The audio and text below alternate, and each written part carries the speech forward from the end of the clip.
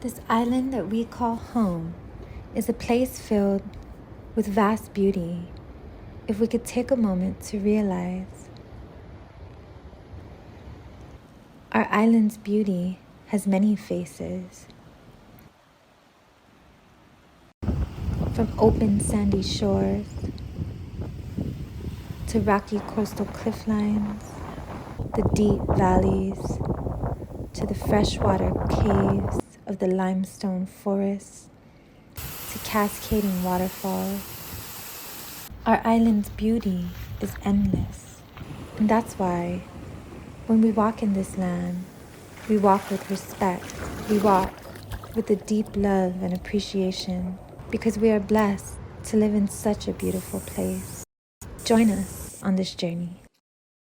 Mañe'lu, Halom. Happy day, everyone, and welcome back to our episode 4 of the Halom Hike series. Today we are going on a different type of pilgrimage from our previous episode to a site which has a long history with the Chamorro people if the legends speak true.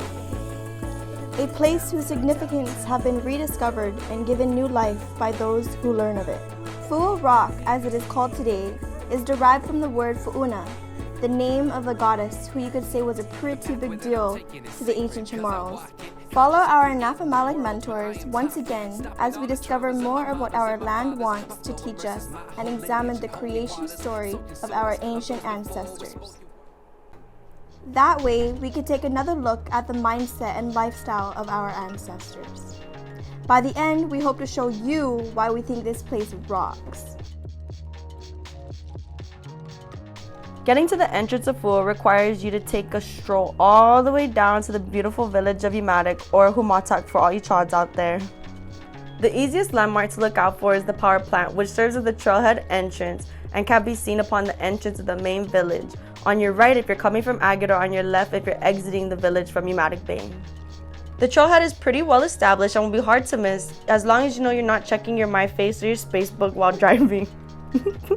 As always, to promote the safest means of enjoying this place, we recommend using tabbies or anything you are willing to get wet, as you may have to make like Fiji and wade in the water. Is that Fiji? I don't know. That means swim clothes or stuff that you don't care will get wet. Since this is both a land and beach hike, we recommend covering up or wearing sunblock and or a hat to block the UV sunlight from making you darker than you already are. Upon entry of the trail, we are greeted by a familiar sight. The homeless basula of Guam. These are the rejected, the discarded, the forgotten. They need good homes and good families to properly care for them. It only takes the simple donation of 2 fingers to pluck these poor souls from the poverty they are exposed to and provide them with the care they so desperately need. The beginning of the trail is quite the easy stroll. The path is defined by tire tracks that keep the way relatively clear, with the occasional stray neti or fallen branch.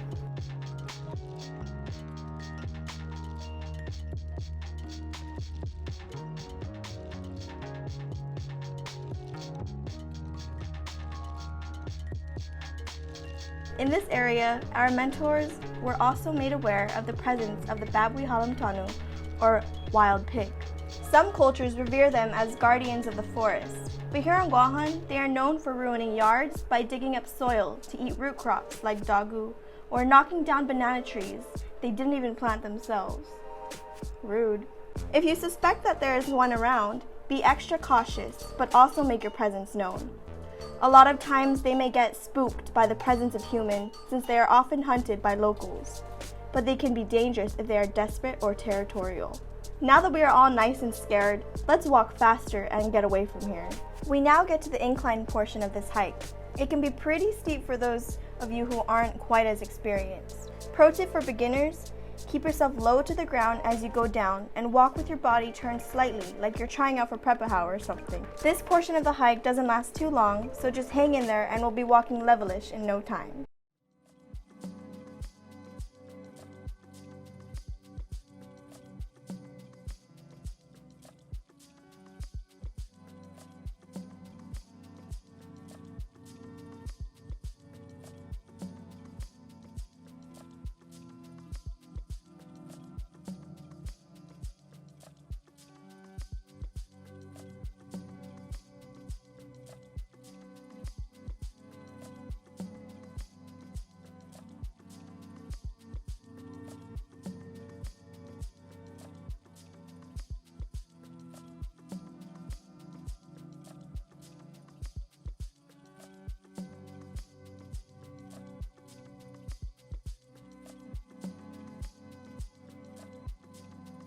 Once we get to the coastline, there will be a noticeable change in the landscape of the coastline.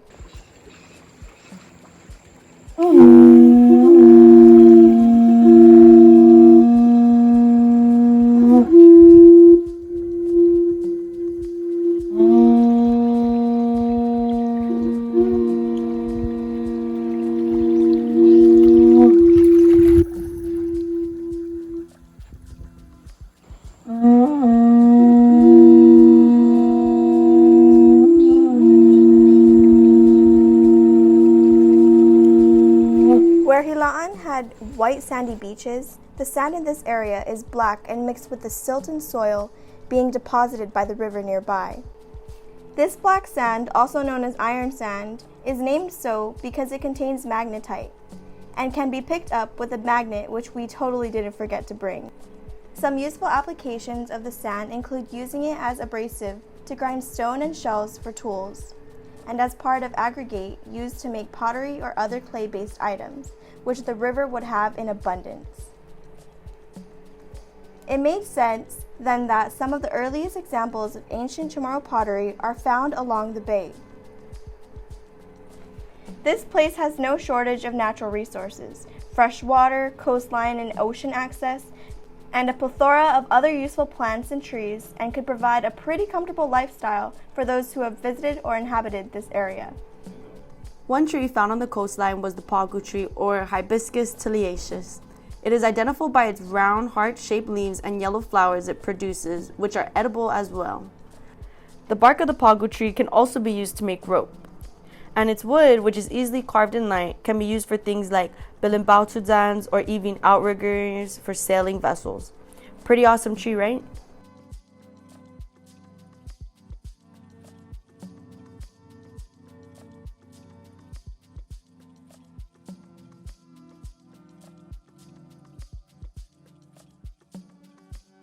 Now it's the plant's time to shine. The morning glory vine, or Ipomea triloba, is yet another plant which has more than one usage. Its flowers are also edible raw, and its leaves can be cooked and eaten as well. A more modern application is its usage on the inside of a snorkel mask. No need to bring toothpaste or tola into your mask now. To those who are unaware of the creation story of our ancestors, Fouha just looks like a huge rock, so let's provide y'all with some context. According to the ancient Chamorros, the world was formed by the siblings Punten and Fouha, sometimes referred to as Puntens and Fotna. Before Punten felt his life fading, he called Fotna to take his body and create the heavens and the earth. Once Fotna was finished carrying out her brother's request, she decided to turn herself into a giant stone and cast herself into the earth. It is said that the Fouha rock is where she landed and birthed the first humans.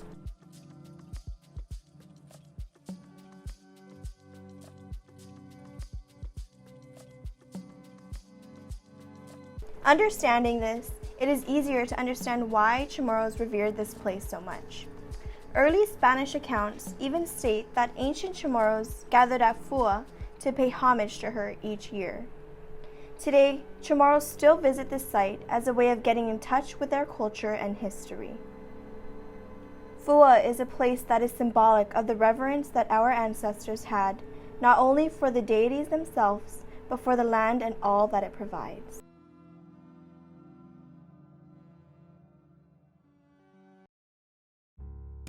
Our island is our inheritance.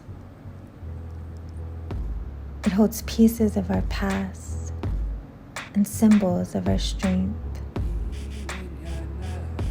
It holds the causes of our joy. It's a place where we come together. It is a place of healing. Our island is our refuge. Our island is a place of peace and tranquility. If we would just take a moment to find it. Sidus ma'asi, todos hamdu. Saina ma'asi, dan sidus, van benindisi.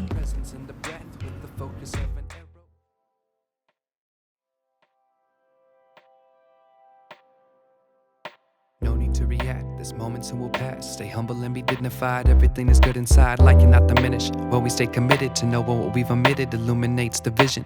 Precision of thought is awareness of the self, not selfish, discerning what truly cannot be helped. A rock that wants to melt does not stay above the surface, but communicates to relatives and asks them for the service. Searching for the fire, or beings that perspire. Transcendence is creator's plan that works beyond desire. A higher purpose, or ought to will within me. Material will fade away and birth a new beginning. I'm a spinning gaseous rock in planetary orbit. Carry continents of purpose like a turtle island tourist. Transforming nations' consciousness to process that before its own existence. Beings lived in peace and balance with the force.